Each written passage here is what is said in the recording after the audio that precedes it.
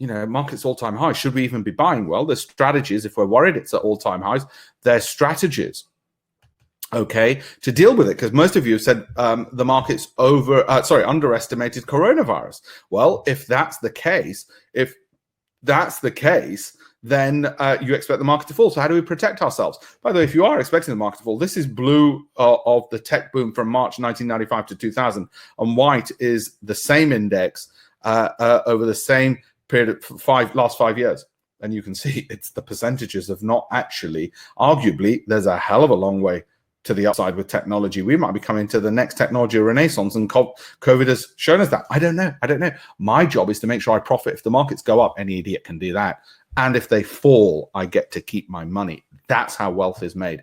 It's by retaining it when the markets fall, okay? That's what I'm going to teach you, and that's what we're going to talk about in this webinar. So let me go through it some more, okay? Put another way, there's ample people out there saying, yes, COVID, economy suffering. Others are saying, ripe for a rally. NASDAQ poised for gains. A share of overheated members is well below average. The share of overheated companies measured on various metrics, such as the RSI, is below average, apparently.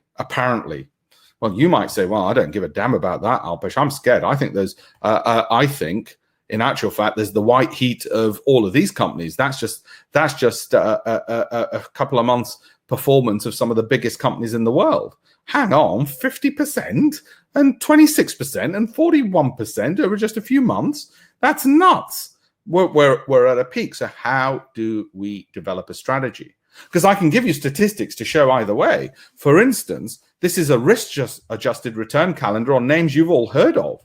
And by the way, as a British person, I own all of these with the exception of Gilead. Nothing against Gilead. I can't buy it. Oh, sorry, and I don't have Nvidia either.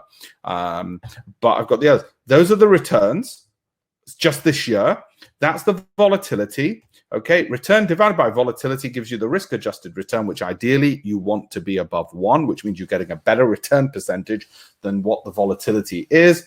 And volatility, you should know what volatility is, okay? These are the 10 best performing, in other words. Even the line. So what we're saying is, hang on, even the line for risk, there's returns out there, even the line for risk, because it's not as if we're saying, oh, we're bang at the top of the market might fall. We might be saying, well, even if it doesn't fall, it's too risky. Is it?